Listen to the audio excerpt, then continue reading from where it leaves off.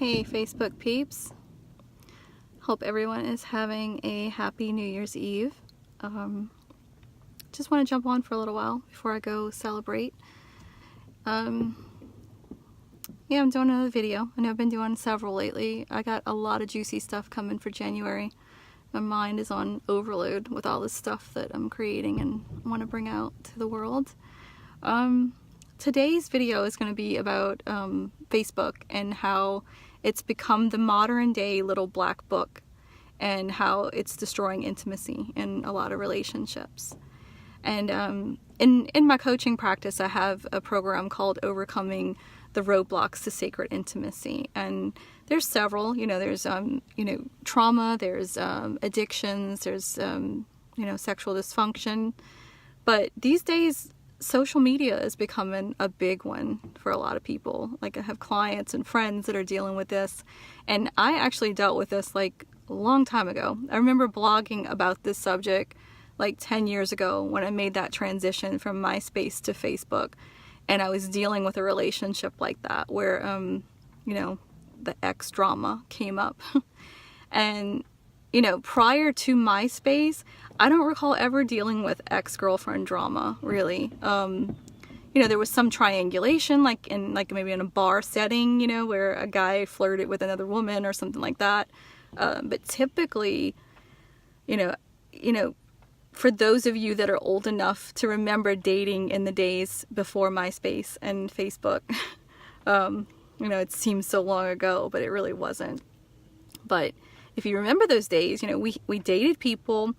We knew that they had a past. We knew that they were intimate with other people, that they had previous partners, but we didn't have to see any of those previous partners. We didn't know what they looked like. We didn't know where they worked. We didn't know if they were trashy. We didn't know if they did drugs. We didn't know if they were promiscuous. We didn't know all of those things. And on the occasion that your partner would talk about an ex, they were really just that. They were just part of their past. They were like nothing, like it was no big deal. And really the only time that we had to worry about an ex popping up was like, if they were bored or horny, or they heard you were in a happy relationship, and, how they like to pop up and just see. They don't really want you back. They just want to see if they can have you back and screw up what you got with your new person. So a lot of people do that. But, we had, men had what was called the little black book, where they collected all the names and phone numbers of every woman that they ever slept with. So that when they were bored or horny or whatever, they just, go to this little book and they start calling people. And that's about the only time you really had to deal with an ex, though. It was like out of sight, out of mind. And now these days, because of social media, it's not out of sight and it's not out of mind. It's always in your face. It's like people are hoarding their ex-lovers on Facebook. And you get with somebody and, they've got like 5 or 6 people on their Facebook that they've slept with, and you're like, oh, well, they're nobody. Don't be jealous. They're nobody. I haven't talked to that person in like ages. We don't talk anymore. But here's the thing, okay? We're living in the age of the conscious uncoupling thing, which I think was probably created by some guy that just didn't want to throw away his little black book. I'm being silly. I don't really know who created it, but still, that's kind of what it feels like. Somebody just didn't want to have to give up all their previous exes. So they're like, let's call it conscious uncoupling. And we're not having these residual feelings for any each other anymore. We're still good friends. And, we're able to, that's the mature thing to do, to be able to break up and still be friends, but here's the thing, some people can do that. Some people, if you're with a person and you legitimately just both fall out of love and you're like, hey, this isn't working. Let's go our separate ways. I want to be free. You want to be free. Situations like that, yeah, you can mutually part ways and still kind of be acquaintances and still be in the background of each other's Facebook, and it's no big deal. And what that looks like in a healthy minded individual is when your partner gets with someone new, you leave them the hell alone. You move on, you go your separate ways. Maybe you're still lingering on each other's Facebook, but when they've moved on and they're happy, you leave them alone. You don't have to be all up in their business and what they're doing. But we both know, this isn't always how relationships end. People, you know, they get lied to, they get cheated on, and they get manipulated, they get, you know, dumped, or you have one person that wants to be free while the other person still really wants the relationship. So there's always some residual feeling somewhere in that dynamic. And even if you part ways and you say, yeah, we could still be friends, it's, you know, it's cool. What happens is, like, in unhealthy people, the minute you get into a healthy relationship and you're really, really happy, this ex that you haven't heard from in like 6 months or a year, you haven't heard a peep out of them, they're happily married or they're in another relationship, you know. But the minute they see that you're truly happy, they start love bombing the shit out of your Facebook. They're liking, loving, commenting everything on your page, right? To the point that your new partner goes, what's going on? And it's all it is that this ex wants to get your new partner's attention to make sure that you know who they are. Like, you know, that they know who this person is. Like, this is your ex. And, you know, you go, well, don't worry about it. Don't be jealous. I mean, she's married or he's married. They're not a threat. You know, don't worry about it. But the thing is, it's not just a jealousy thing. It's a respect thing, you know. And this ex is not respecting that boundary. If they've been quiet all this time and suddenly they're all up in your business, or they're messaging you and you're like, hey, I see you got a new partner, what's going on with that, you know, like, I'm so happy for you, and they're really trying to get into your business, you know, it's for a reason. And I did a Facebook Live on this like a few days ago where I talked about, you know, being careful with who you give personal information to about your relationship, because not everybody is for your team. Not everybody wants to see you win.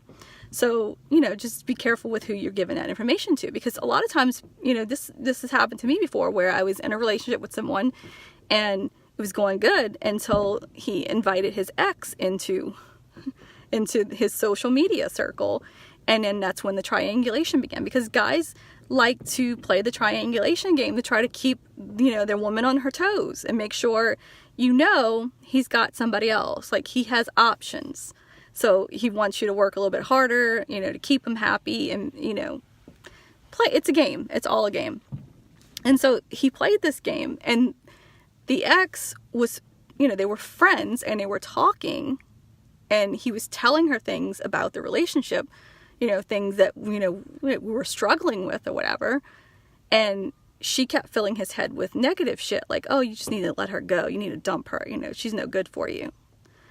So that's what an unhealthy person does. Like, they put shit into your partner's head to sabotage that relationship. And next thing you know, there's all this drama between you and your partner. The relationship's over. And then that ex is like, oh, I'm so sorry. Your relationship fell apart. I'm going to go be happy with my partner. Because they didn't really want you. They just wanted, they were bored. They were bored and they wanted to fuck up your relationship. People do this. This is why, like, I'm a big advocate of just, like, cutting people out of your life after the relationship ends. You know, I'm not saying, like, you know, you don't ever speak to them like, I hate you or anything like that. Look, if we're done, we're never going to date again. We're never going to be together again. Why do we need to be in each other's lives? You know, especially if we're moved on to other people. Because it's just going to leave a space for disrespect to come in, to, you know.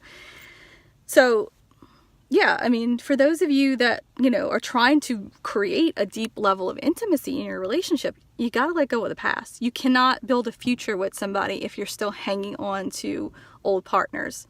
Even if you're just, like, you know, convincing yourself and convincing them, they mean nothing to me.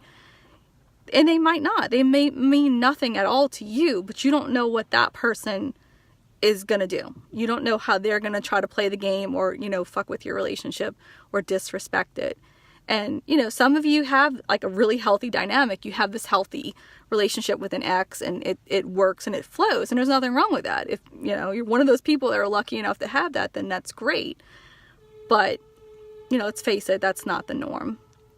And I see this with my clients. I see this with friends. There's so much relationship drama because of your partner has to hang on to every person that they've ever slept with. And it's like, why?